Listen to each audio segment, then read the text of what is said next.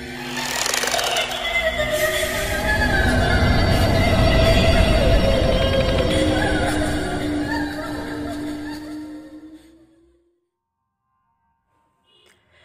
दोस्तों, स्वागत है आप सभी का एक और नई वीडियो में। आज मैं आप सभी के लिए लेकर आ गया हूँ दो बेहद ही उलझी हुई डरावनी कहानियाँ। ऐसी घटनाएं जिन्हें सुनकर शायद आपको बुरा लगे या फिर अच्छा, लेकिन एक फीलिंग जो कि आपको इन दोनों स्टोरीज़ में मिलेगी वो होगी डर की। ये स्टोरीज़ हमें भेजी हैं रचना वर्मा जी ने। आइए अब सुनते हैं इन कहानियों को। कहानी चाहे जो भी हो, कहीं ना कहीं एक सच से जुड़ी होती है। यह कहानी भी आपके लिए अंधे की ज़रूर होगी, लेकिन कहीं ना कहीं आपको इसमें छिपी सच्चाई भी नज़र आएगी। क्या होता है उन आत्माओं के साथ जो किसी दुर्घटना का शिकार हुई हों? कुछ आत्माएं अच्छी होती हैं तो कुछ बुरी भी। आइए मैं आपको सुनाता हूँ एक किस्सा अपने ही शब्दों में। ज़्यादा समय नहीं हुआ है, घड़ी में लगभग 8 बजे हैं, फिर भी ये सड़क इतनी खाली क्यों है? सड़क पर राजीव ने बाइक चलाते हुए अपने दोस्त विशाल से पूछा। मुझे क्या पता, मैं क्या इस सड़क से रोज़ आता हूँ? तूने ही कहा था शॉर्टकट ले ले। इस शॉर्टकट के चक्कर में तो मुझे लगता है हम दोनों रवि की शादी में आज नहीं बल्कि बारात वापस लौट जाने के बाद पहुँचेंगे। विशाल ने राजीव पर गुस्सा होते हुए कहा। अरे यार, गुस्सा क्यों हो रहा है? गूगल मैप में तूने भी देखा था और कहा था कि ठीक है, शॉर्टकट से जल्दी पहुंच जाएंगे। अब इस सुनसान सड़क पर नेटवर्क गुल हो जाएगा। ना तुझे पता था ना ही मुझे। अब शांत हो जा भाई, गुस्सा करने से रास्ता नहीं मिल जाएगा। हाँ ठीक कह रहा है, लेकिन अब बता तो सही, जाना किधर है? विशाल ने बाइक को रोकते हुए कहा। दोनों अंधेरी रात में बाइक की हेडलाइट की रोशनी में रास्ते को देखकर हैरान हो गए। ये कैसा रास्ता है? मैंने चौराहे देखे हैं, तिराहे देखे हैं, पर यह रास्ता तो 6 अलग अलग दिशा में जा रहा है। ऐसा कैसे? मैप में तो ऐसा कोई रास्ता नहीं दिखाई दिया था। राजीव ने परेशान होते हुए कहा। किधर जाएं, क्या करें? दोनों में से किसी के फ़ोन में नेटवर्क नहीं था कि वे किसी से सहायता ले सकें। दूर दूर तक कोई घर, कोई रोशनी नज़र नहीं आ रही थी। समय के साथ साथ उनकी घबराहट बढ़ती जा रही थी। 6 रास्ते में से एक सही रास्ते को समझ पाना एक पहेली हो गई थी। ऐसे तो हम सारी रात यहीं रह जाएंगे। चलो एक काम करते हैं, एक रास्ता चुनते हैं, रास्ते से कहीं ना कहीं तो पहुंच ही जाएंगे ना। राजीव ने विशाल से कहा और फिर उन्होंने अपनी बाइक एक रास्ते की तरफ मोड़ दी। दोनों उस रास्ते पर लगभग 2 किलोमीटर आगे बढ़े थे। तभी विशाल ने अचानक बाइक को रोक दिया। सामने का दृश्य अत्यंत भयावह था। पूरी सड़क पर खून फैला हुआ था। सड़क के साथ के पेड़ पर कुल्हाड़ी के हमले के निशान थे, लेकिन आसपास कोई भी नहीं था। एकदम सन्नाटा। मगर ये सब ऐसे था जैसे सब कुछ बस कुछ समय पहले ही हुआ हो। राजीव और विशाल के डर के मारे रोंगटे खड़े हो गए थे। विशाल, यह जगह और रास्ता दोनों ही ठीक नहीं है, हमें दूसरे रास्ते से जाना चाहिए। हाँ यार, ठीक कहा तूने, पता नहीं आज कैसे फंस रहे हैं। और विशाल ने बाइक स्टार्ट करके पीछे मोड़ ली। जल्दी ही दोनों वहीं पहुंच गए जहां रास्ते 6 दिशा में जाते थे। एक रास्ता जिधर से वो आए थे, दूसरा रास्ता जिससे वो अभी लौटे थे, किसी अनजान खतरे से बचकर। लेकिन अभी 4 रास्ते थे जिनमें से किसी एक को उन्हें चुनना है। दोनों ने फिर से एक रास्ता चुना। लगातार चलने के बाद ठीक 2 किलोमीटर के बाद विशाल ने फिर से अपनी बाइक रोक दी। सामने देखकर राजीव घबराहट से बोला, oh shit, what the hell is going on? क्या हम दोबारा उसी रास्ते पर आ गए? ऐसा कैसे हो सकता है? हम तो दूसरे रास्ते से आए हैं ना। फिर से वहीं कैसे? और यह फैला हुआ खून और ये पेड़ के निशान। अभी तो यार हम जस्ट यहीं से लौट के गए थे। विशाल ने घबराहट से पसीना पोंछते हुए कहा। प्लीज़ यार, बाइक घुमा, शायद दूसरा रास्ता भी इसी में मिल गया है। राजीव ने विशाल के कंधे पर हाथ रखकर कहा। विशाल बाइक मोड़कर एक बार फिर से वहीं ले आया जहां पर वो 6 रास्तों वाला मोड़ था। उन्होंने चौथे रास्ते पर अपनी बाइक मोड़ दी। ठीक 2 किलोमीटर बाद एक बार फिर से वही नज़ारा। अब 2 रास्ते और थे और वहीं पर खड़े रहने से अच्छा था कि क्यों ना उन दोनों रास्तों को देखा जाए। इसीलिए 5वें रास्ते पर वो दोनों मुड़ गए। लेकिन डर का आलम ये था कि 5वें रास्ते पर भी यही सब कुछ दिखा उन्हें और वो दोनों लौटकर एक बार फिर से खुद को उसी जगह पर पाते हैं। अब आखिरी रास्ता बचा था। विशाल और राजीव थके भी थे और डरे हुए भी। विशाल ने कहा, राजीव यार फ़ोन चेक कर, नेटवर्क आया कि नहीं। राजीव ने फ़ोन देखा तो नेटवर्क का नामो निशान नहीं था। समय रात के 1 बज रहे थे। विशाल ने अपना सर पकड़कर रुआंसी सी आवाज़ में बोला, हम फंस गए हैं यार, आखिरी रात है ये हमारी। प्लीज़ यार ऐसे हिम्मत मत हार, ये रात आखिरी नहीं होगी। हम जल्दी ही इस जंगल से बाहर होंगे। वैसे भी अभी तक कुछ बुरा नहीं हुआ है। बुरा नहीं हुआ? और क्या बुरा चाहिए भाई तुझे? हम पिछले 5 घंटे से इस जंगल में फंसे हैं। बाहर जाने का कोई रास्ता नहीं है। सारे रास्तों से मंजिल एक ही है, खून से लथपथ सड़क और कुल्हाड़ी से किसी की हत्या के निशान उस पेड़ के ऊपर। विशाल ने गुस्से से चीखते हुए कहा। राजीव खुद भी बहुत डरा हुआ था, फिर भी उसने हिम्मत करते हुए कहा, देख यार, रुकना भी खतरे से खाली नहीं है। बेहतर है कि आखिरी रास्ते पर चलें और फिर कहीं भी ना रुके। ठीक है, तुम चलाओ, मैं अब थक गया हूँ। विशाल ने चाबी राजीव को दी और पीछे बैठ गया। अब और कोई रास्ता नहीं था तो राजीव ने बाइक आखिरी छठे रास्ते पर घुमा दी। राजीव बहुत डरा हुआ था और साथ में विशाल भी। दोनों ही मन प्रार्थना कर रहे थे कि जल्दी से जल्दी वो उस जंगल से बाहर आ जाएं। लेकिन होता वही रहा जो होना था। जल्दी ही दोनों फिर से वहीं पर पहुंच गए। बाइक चल रही थी। सामने सड़क पर फैला हुआ खून अब भी दिखाई दे रहा था। विशाल ने कहा, राजीव बाइक मत रोकना। मैं कहाँ रोक रहा हूँ, हम दोनों निकल जाएंगे, तो फिक्र मत कर, राजीव ने कहा। लेकिन जैसे ही वह उस पेड़ के पास पहुँचे जहाँ सड़क पर खून फैला हुआ था और कुल्हाड़ी के निशान थे, उसी जगह पर आकर बाइक रुक गई। क्या हुआ, बाइक क्यों रोक दी? मैंने नहीं रोकी यार, खुद से रुकी है, राजीव ने कहा। दिसंबर की ठंडी रात में भी दोनों के माथे पर पसीना आ गया था। राजीव ने कई बार कोशिश की लेकिन बाइक स्टार्ट नहीं हुई। रात के अब 2 बज चुके थे। सर्दी इतनी थी कि कोई भी जम जाए। दोनों को कुछ समझ नहीं आ रहा था कि आखिर करे तो क्या करें। तभी अचानक से पीछे से एक आवाज़ आई, विशाल। विशाल ने चौंक कर पीछे देखा, कोई भी नहीं था। राजीव, तुमने कुछ सुना? विशाल ने पूछा। नहीं, क्या हुआ? राजीव ने कहा। फिर से वही आवाज़ आई, विशाल। विशाल ने चारों तरफ देखा लेकिन वहाँ पर कोई भी नहीं था। राजीव, तुमने सुनी आवाज़? यहाँ इतना सन्नाटा पसरा है कि अगर पत्ता भी गिरे तो सुनाई दे। तू किस आवाज़ की बात कर रहा है यार? वैसे ही डर से दिमाग काम नहीं कर रहा है, ऊपर से तू ना जाने क्या कह रहा है। एक बार फिर से वही आवाज़, विशाल, विशाल, विशाल।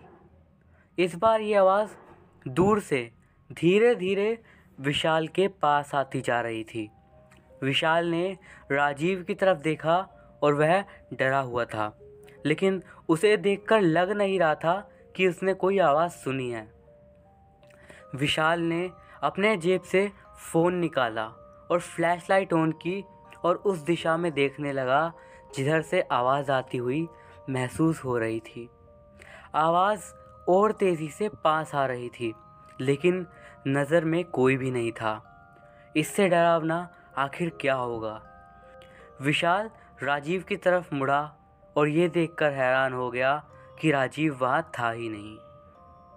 पीछे से अचानक से विशाल के कंधे पर किसी का हाथ आ गया और आवाज़ आई, विशाल, भूल गए मुझे? विशाल ने पीछे पलट कर देखा तो उसका खून मानो वहीं जम गया। पीछे हवा में तैरती हुई एक परछाई खड़ी थी और फ़ोन की रोशनी उसे पार करके नीचे ज़मीन पर पड़ रही थी, जिस पर खून के निशान थे। विशाल डर से कांप रहा था। राजीव भी गायब था। विशाल ने कहा, यह आत्मा राजीव को ले गई है, अब मेरी बारी है। तभी उसने हवा में तैरती हुई आत्मा के चेहरे की ओर देखा और चौंक कर बोला, तुम? हाँ, मैं। क्या मैं याद हूँ तुम्हें?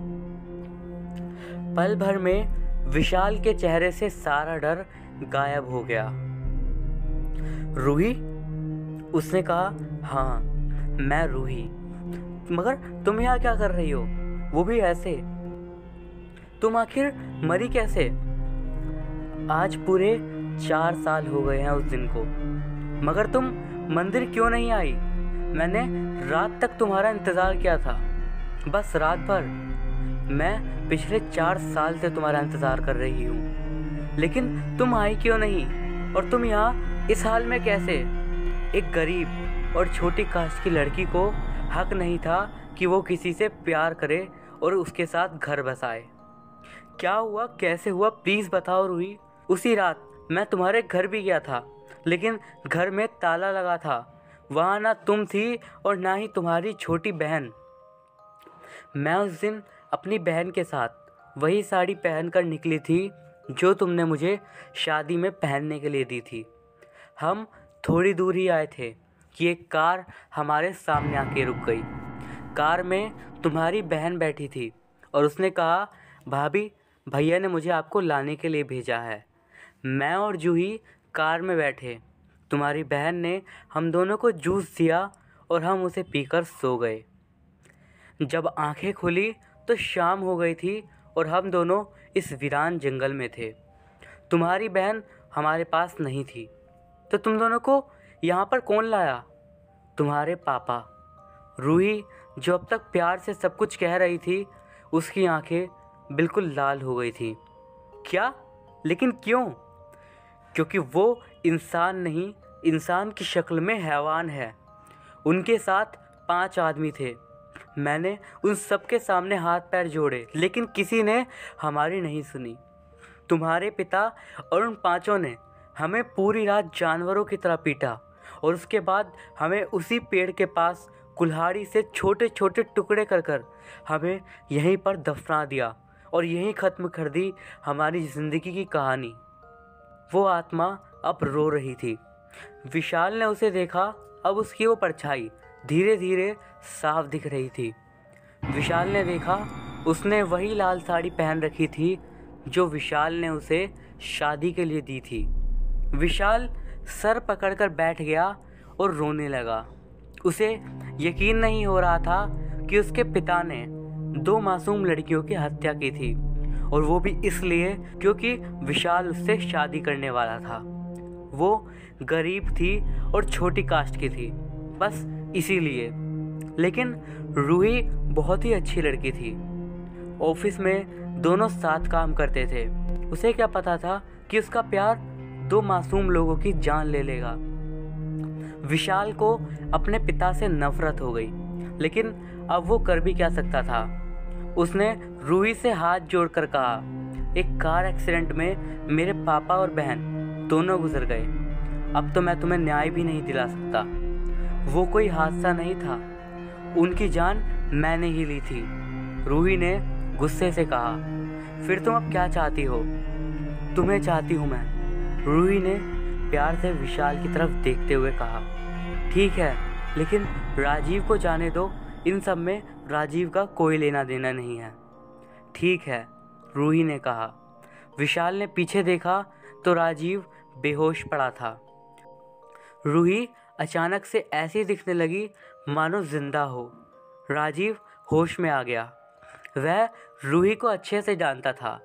रूही विशाल के करीब आई और उसको गले लगा के धीरे धीरे विशाल के अंदर समा गई। थोड़ी देर में विशाल सड़क पर लेटा पड़ा था। राजीव ने विशाल को उठाने की कोशिश की, लेकिन वो जा चुका था अपनी रूही के साथ दूसरी दुनिया में, जहाँ पर शायद अब वो दोनों साथ में रह पाएंगे। राजीव ने ऊपर आसमान में देखा। वे दोनों जिन्हें जीते जी एक नहीं होने दिया गया, वो दोनों ज़मीन से 4 फीट ऊपर एक दूसरे को गले लगाए हुए दूर जा रहे थे। थोड़ी ही देर में सुबह हो गई। कुछ लोगों ने राजीव को हॉस्पिटल तक पहुंचा दिया। राजीव को पता था कि उस पर कोई यकीन नहीं करेगा, इसीलिए वो चुप ही रहा। कुछ दिन उसे हॉस्पिटल में ही रखा गया और उसके बाद वो अपने घर चला गया। सच क्या था यह बस राजीव ही जानता था, लेकिन उसे सिर्फ चुप रहना ही बेहतर लगा। तो दोस्तों, ये थी हमारी आज की पहली कहानी। अब बढ़ते हैं आज की अगली कहानी की ओर। लोग अपनी तरह तरह की कहानियाँ आपको अक्सर बताते रहते हैं। अच्छी कहानियाँ, बुरी कहानियाँ, हंसी की कहानियाँ, मज़ेदार कहानियाँ, और उसके बाद आती हैं डरावनी कहानियाँ। कुछ ऐसी कहानियाँ जो एक पल में आपकी रूह को कँपा के रख दे, और कुछ ऐसी भी जो कि बिल्कुल पूरी तरीके से अनएक्सपेक्टेड हो। ऐसी घटनाएं जिनके बारे में आपने सोचा ही ना हो। मेरे साथ ऐसी ही एक घटना घटी थी। वही घटना बिल्कुल वैसे ही बताता हूँ जैसे मेरे साथ घटी थी। संडे, पूरे हफ्ते के बाद यही एक दिन था जब घर पर सुकून से बैठकर मैं अपने बारे में और बीते हुए दिनों के बारे में सोच सकता हूँ। घर में अकेला हूँ, खुद से ही बैठा बातें करता हूँ। ऐसा नहीं है कि मेरे दोस्त रिश्तेदार नहीं हैं, सब हैं, बस मैं शहर में अकेला हूँ। मुंबई, सपनों का शहर। मेरी तो छोटी बहनें हैं, एक भाई है, पापा हैं, मम्मी हैं, और सबकी अपनी अपनी परेशानी है। मैं वो हूँ जिसने अगर ज़िंदगी से कुछ पाया है तो बस जिम्मेदारियाँ। क्या करूँ, घर का बड़ा बेटा हूँ ना, मेरे अपने कोई सपने नहीं हैं, या ज़िंदगी ने कभी इतना वक्त ही नहीं दिया कि मैं खुद के लिए कुछ सोच सकूं। एक बहन शिखा टीचर बनना चाहती है, एमए कर रही है। उससे छोटी शालिनी, उसे ड्राइंग का शौक़ है, बीएफए कर रही है। छोटा भाई अनुराग हाल ही में इंटर की परीक्षा पास किया है। नाम अनुराग है, पर उसे पढ़ने का कोई अनुराग नहीं। आगे क्या करना है कोई नहीं जानता, लेकिन एक बात है, उसे फ़िक्र बहुत रहती है मेरी। एक वही है जो हर शाम मुझे फ़ोन करता है, दिन भर की कहानी सुनाता है और कहता है, भैया आप तो शहर में रहते हो, दिन भर कितना कुछ होता होगा, पर आपकी बातें कितनी जल्दी ख़त्म हो जाती हैं। हर दिन घंटे भर बस मैं बोलता हूँ और आप सिर्फ सुनते हैं, हंसते हैं, लेकिन बोलते नहीं हैं। भैया आप मेरी कॉल से परेशान तो नहीं होते? मैंने हंसकर उसे डांटा, पगले, तेरी बातें मेरे दिन भर की थकान मिटा देती हैं। मैं फ्रेश हो जाता हूँ तेरी बातें सुनकर, अगले दिन की भागदौड़ के लिए। वो अक्सर मेरे लिए उदास हो जाता है। प्यार तो मुझसे शायद सब करते हैं, लेकिन अनुराग उस प्यार को दिखा पाता है, बाकी सब नहीं। पापा बहुत कमज़ोर हैं और अक्सर बीमार रहते हैं। मम्मी का सारा वक्त पापा की देखभाल और घर के काम में निकल जाता है, इसीलिए शायद मुझे वक्त नहीं दे पाती। जब अनुराग से बात होती है तब कभी कभार फ़ोन लेकर मुझसे बात कर लेती हैं। शिखा और शालिनी भी हफ्ते में 1 या 2 बार बात कर लेती हैं। पढ़ाई की वजह से कम ही बात होती है। मैं भी उनकी पढ़ाई के दौरान उन्हें डिस्टर्ब नहीं करना चाहता। जिम्मेदारी की वजह से जो कुछ मुझे नहीं मिला, मैं नहीं चाहता कि मेरे छोटे भाई बहन को उनका अभाव हो, इसीलिए अक्सर ओवर टाइम भी करता हूँ। कल ही मम्मी का फ़ोन आया था और उन्होंने कहा, शिखा बड़ी हो गई है, पढ़ाई तो शादी के बाद भी कर लेगी, कोई अच्छा रिश्ता देखकर शादी कर देते हैं। मैं रिश्ता देख रही हूँ, तुम शादी के खर्च का इंतज़ाम कर लो। मैंने मम्मी से पूछा, क्या शिखा शादी के लिए तैयार है? उन्होंने कहा, तैयार क्या होना है बेटा, मैं बात कर लूँगी। उसके बाद शालिनी की भी शादी करनी है। शिखा की मर्जी देखें या फिर वक्त की ज़रूरत, दोनों की शादी के बाद ही तेरे और अनुराग के बारे में कुछ सोच पाऊंगी।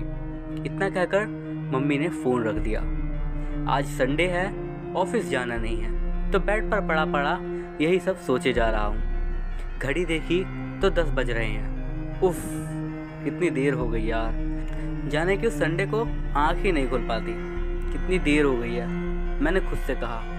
फिर उठकर घर की साफ़ सफाई करी, नहाया धोया और 11 बज गए। पैसे बचाने के लिए अपने सारे काम खुद ही करता हूँ। पड़ोस में आंटी हैं जो कि कहती हैं, बेटा इतना कमाता है फिर भी सारे काम खुद ही करता है, मुझसे करा ले, ज़्यादा पैसे थोड़ी ना लूँगी। मैं हर बार हंसकर कह देता हूँ, आंटी मुझे मेरे काम करना खुद ही पसंद है। आप कभी मेरे हाथ का खाना खा कर देखो, तारीफ़ करोगी। आंटी ने कहा, रहने दे बेटा, ये सब तो तेरे बहाने हैं। वैसे सच ही कहती हैं तो सब मेरे बहाने, पर क्या करूं, लोगों के कहने से मेरी जिम्मेदारी और परेशानी दोनों में से कुछ भी कम नहीं होगा, इसीलिए कभी किसी से कुछ कहा नहीं। काफ़ी देर हो गई है, मैंने सोचा क्या बनाऊं, जाकर कुछ हल्का खा लेता हूं। फिर सोचा फालतू एक्स्ट्रा खर्च होगा, घर पर ही बना लूँगा। फालतू खर्च ना हो, बस इसीलिए मैं किसी से ज़्यादा दोस्ती भी नहीं रखता। लेकिन आज दिल किया कि आज का दिन खुद के लिए जीऊँ। इसी ख्याल के साथ उठा और अलमारी खोल के उसमें से अपनी एक ब्लू शर्ट निकाली। ये ब्लू शर्ट मुझे मेरे बॉस ने मेरे जन्मदिन पर दी थी। शायद ये शर्ट मेरी ज़िंदगी का पहला गिफ्ट है। आज पहली बार मैंने इसे पहना। पहली बार आईने में खुद को देखकर सोचा, क्या ये मैं हूँ? आज से पहले कभी भी मैंने खुद को इतने ध्यान से नहीं देखा था। मैं अच्छा दिख रहा था। फिर मैंने चाबी उठाई, स्कूटी बाहर निकाली, रूम लॉक किया और निकल गया। मैं बस यूं ही कुछ देर तक सड़क पर चलते रहा। 12 बज गए थे और भूख लगने लगी थी। स्कूटी एक रेस्टोरेंट के सामने लगाई और अंदर जाकर खाना ऑर्डर किया। सामने लगे टीवी में न्यूज़ चल रही थी। कोई लड़की लगभग 1 महीने से लापता थी, लेकिन जिन लोगों ने उस लड़की का जिक्र किया, धीरे धीरे करके वो सब भी गायब हो गए। खबर काफ़ी अजीब थी, लेकिन तभी मेरा ऑर्डर आ गया और किसी ने चैनल भी चेंज कर दिया और पुराने गाने चलने लगे। आज मौसम बड़ा बेईमान है, आने वाला कोई तूफान है, कोई तूफान है। मेरा खाना ख़त्म हुआ, बिल पे करके मैं बाहर आ गया। घड़ी में देखा तो 2 बज गए थे। मैंने सोचा घर जाकर करना ही क्या है, आज कहीं घूम ही लेता हूँ। मुंबई के बीच के बारे में बहुत सुना है, लेकिन कभी दिल नहीं किया कि घूम के आऊँ। आज मुंबई में आए हुए पूरे 2 साल हो गए हैं। मैंने स्कूटी स्टार्ट की और बीच की तरफ चल दिया।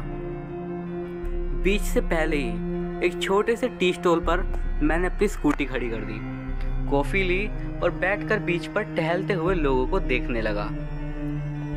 कॉफ़ी ख़त्म करके टी स्टॉल के लड़के से कहा, मेरी स्कूटी का ख्याल रखना, मैं थोड़ी देर में आता हूँ। उस लड़के ने शायद ही मेरी बात पर ध्यान दिया होगा, बस हाँ में सर हिला दिया। मैंने भी इस बात पर ज़्यादा जोर नहीं दिया और बीच की तरफ बढ़ चला। मैं धीरे धीरे बीच पर टहलने लगा। मैं लगभग 1 अरसे के बाद आज अपने आप से मिल रहा था, जैसे आज का दिन ही कुछ अलग था। आसमान में रंग बदलते बादल, काले, भूरे, सफ़ेद, और उन बादलों से झांकती हुई रोशनी, एक मनमोहक सा नज़ारा था। आसमान रंग बदलते बदलते धीरे धीरे स्याह हो गया था। लोग अब अपने घर की तरफ जाने लगे थे। मैं चलते हुए एक किनारे पर जाकर बैठ गया और फिर लेटकर आसमान की तरफ देखने लगा। हल्का उजाला था। मैंने अपनी आंखें बंद कर दी। मुझे नींद सी आ गई और तभी मैंने सुनी एक हल्की सी आवाज़, एक ऐसी आहट जो कि मेरी तरफ ही बढ़ रही थी। आंखें खोली तो देखा कि आसपास कोई भी नहीं था। फिर से आंखें बंद करी और अपनी ही दुनिया में खो गया। मन में एक बार फिर से उस गाने की लाइन आ गई, आज मौसम बड़ा बेईमान है, आने वाला कोई तूफान है। तभी मुझे ऐसा लगा कि कोई मेरे पास खड़ा है। मैंने आंखें खोली और देखा एक खूबसूरत सी लड़की मुझे देख रही थी। मैं उठकर बैठ गया। मैंने फिर से उसी को देखा और अब भी वो मुझे ही देख रही थी। वो मेरे थोड़ा सा पास आई और बोली, क्या मैं यहाँ बैठ सकती हूँ? बिना रुके मैंने भी कहा, हाँ क्यों नहीं। वो मेरे पास आकर बैठ गई और तभी मेरा फ़ोन बज गया। अनुराग की कॉल थी। फ़ोन की रोशनी में मैंने उसकी आंखें देखी, बिल्कुल नीली आंखें। ऐसी आंखें मैंने सच में कभी नहीं देखी थी। सामने जो समुद्र लहरा रहा था उससे भी नीली। कह नहीं सकता था कि उसकी आंखें ज़्यादा गहरी हैं या फिर वो समुद्र। मैं उसे बिना पल के झपकाए देखता रहा। फ़ोन लगातार चिल्लाता रहा पर मैं उसके चेहरे से अपनी आंखें हटा ही नहीं पाया। फ़ोन बंद हुआ और उसने धीरे से कहा, मेरा नाम निधि है, आपका नाम क्या है? निधि? ये नाम तो मैंने पहली बार सुना था। उसने फिर से पूछा, आपका नाम क्या है? उसकी नीली आंखों में ऐसा खो गया था मैं कि मुझे मेरा नाम ही याद नहीं रहा। मैं हकलाते हुए बोला, मेरा नाम आकाश है। वो खिलखिलाकर हंस पड़ी और बोली, पता है निधि का मतलब समुद्र होता है और तुम हो आकाश। सामने देखो, होराइजन पर आकाश और समुद्र कैसे एक हो गए हैं। उसकी आवाज़ मानो किसी झरने की तरह बिल्कुल मीठी थी। दिल कर रहा था कि वो बोलती रहे और मैं सुनता रहूं। तभी टी स्टॉल वाले लड़के ने मुझे आवाज़ दी, भैया मैं घर जा रहा हूं, आप अपनी स्कूटी हटा लो। मैं चलने के लिए खड़ा हुआ तो निधि ने मेरा हाथ पकड़ लिया और बोली, मैं कल तुम्हारा इसी जगह पर इंतज़ार करूंगी, यहीं पर आओगे ना? वो अजनबी थी पर ऐसा लग रहा था जैसे मैं उसे बरसों से जानता हूँ। मैं उसे ना नहीं कर पाया और ये कहकर वहाँ से चला गया, हाँ मैं कल इसी वक्त पर ज़रूर आऊँगा। फिर मैंने अपनी स्कूटी ली और घर की तरफ बढ़ने लगा। लेकिन निधि की वो नीली आंखें मेरे दिल में उतर गई थीं। मैं घर पहुंचा और बिस्तर पर जाकर लेट गया। मैं बस निधि के बारे में सोचता रहा। मैं चाहता था कि जल्दी से ये रात गुजर जाए, दिन हो और मैं फिर से निधि से मिलने जाऊं। किसी तरह रात गुजरी और सुबह हो गई। मुझे ऑफिस जाना था मगर मेरा दिल नहीं किया कि मैं ऑफिस जाऊं। मैंने ऑफिस से छुट्टी कर ली और अब शाम होने का इंतज़ार था। बार बार मैं घड़ी देखता रहा।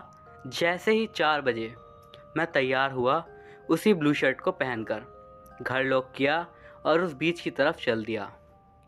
बीच पर ठीक उसी जगह पर जाकर बैठ गया जहाँ पे निधि मिली थी। काफ़ी देर तक वहीं बैठा रहा और फिर इंतज़ार करते करते लेट गया मानो। लेकिन जैसे ही आंखें बंद करी तभी निधि की आवाज़ आई, आकाश। मैं उठकर बैठ गया तो देखा वो सामने समुद्र की लहरों में खड़ी हुई मुझे बुला रही थी। मैं खड़ा हुआ और सामने समुद्र की तरफ बढ़ने लगा।